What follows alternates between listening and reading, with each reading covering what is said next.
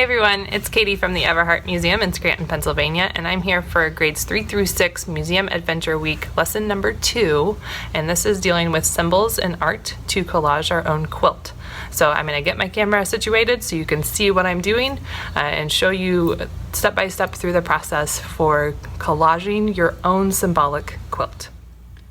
So here is everything that you are going to need for lesson number 2 for 3 through 6 Art Week. You need your Symbols and Art worksheet,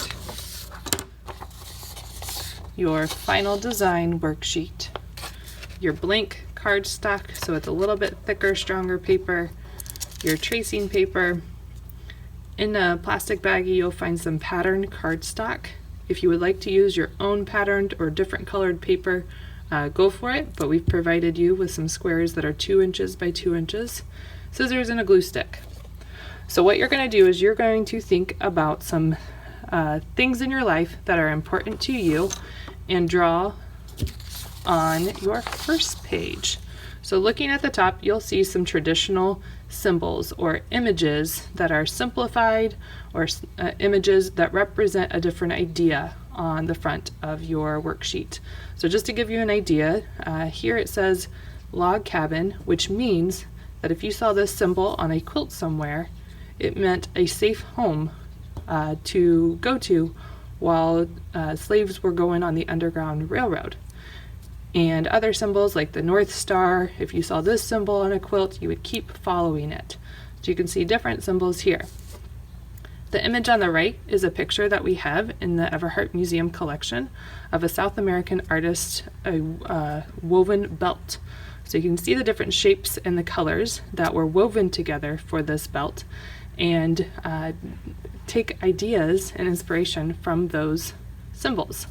So what we want you to do first is brainstorm these 3 things: where I live, what I see, and what I like, and draw pictures as realistic as possible in these 3 boxes. Then we want you to take where you live, what you see, and what you like, and make them into an abstracted or simplified version. Because even though, like this example here and here, say North Star and log cabin, those don't look exactly like them. They are symbols to represent those ideas.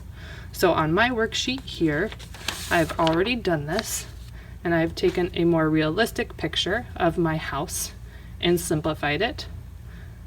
What I see here in Scranton, Pennsylvania, I see a lot of mountains with a city in between, and then I simplified it into a shape.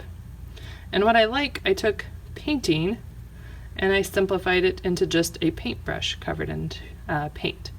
So once you have your 3 ideas, they shouldn't look a lot like mine. They should be what you see where you live and what you like. So make sure you get those done first. So if you want to pause this and draw those out, go for it. And then what you're going to do on your Final Design worksheet, we want you to work with symmetry. So take your symbols of where you live, what you see, and what you like, and now use the 2-inch square with your line of symmetry to draw it so that they are equal or balanced on the left and right sides.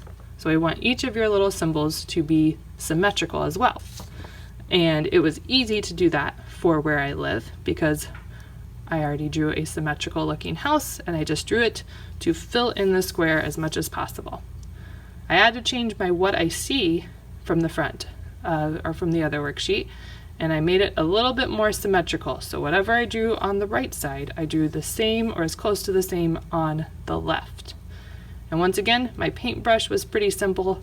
To draw it symmetrically, I just drew it as big as possible. So take a few minutes, pause it again if you need to get your symbol from the other worksheet to make it a symbol with some symmetry. The next step, so we have lots of steps for this, is we are going to use your tracing paper and pick one, or you can do all 3 of your symbols if you'd like, and trace one that you want to use for your collage or your cutting and gluing of a design. So I'm going to lay my tracing paper over my symmetrical design and trace. This is going to allow me to take the ideas that I generated on my worksheet and get exactly what I want by tracing right over top of it. Then to transfer or to move this image onto my patterned cardstock, I'm going to use my pencil again and the tracing paper flipped over. So here's the little magical trick with tracing paper. If I take my trace design and I'm going to use the blank white side of my cardstock and I lay it on top. If I use my pencil and trace right over top of those lines, it is going to transfer or push the graphite on the other side of the tracing paper onto my cardstock design without me having to cut it or anything like that. So you can see how it's imperfect, but I can see exactly what I want to cut out. So I'm going to repeat this process of tracing it onto my cardstock squares or whatever kind of paper you've found around the house, and then cut them out. So pause the video again to give yourself some work time to cut out as many large symbols as you can to get your design ready. And I'm actually not going to cut on that line to keep my symbol as big as possible. So now I have 12 pieces of patterned cardstocks with my symmetrical symbols ready to go. As you can see, I have in my collection 3 different types of patterned cardstock to work with.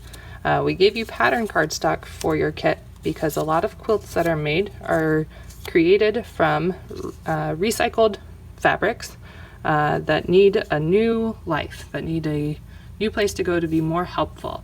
So once an old t-shirt or an old pair of pants become too old, a lot of times quilters will make those into quilts to reuse that fabric. So we wanted to give you some pattern pieces to represent some old patterned fabric. So what I want you to do is think about a thoughtful design that could be like your quilt using patterns or repetition. You can flip your symbols any way you want. So this is going to be kind of like a puzzle for a little bit for you to try to decide how you want your puzzle pieces to go and what design works best. So once again, pause this if you want some more time to decide on your symmetrical design, and then unpause it because the very last step is to use your glue stick and glue it down. It might not fill the whole page, so if you want to find more paper around the house, if you want to make your own pattern cardstock, if you want to use just plain colored paper or your markers to finalize your design, go for it. After you have your pieces glued down, feel free to take a picture and upload it to our Google Classroom to show off your patterned symbolic quilt.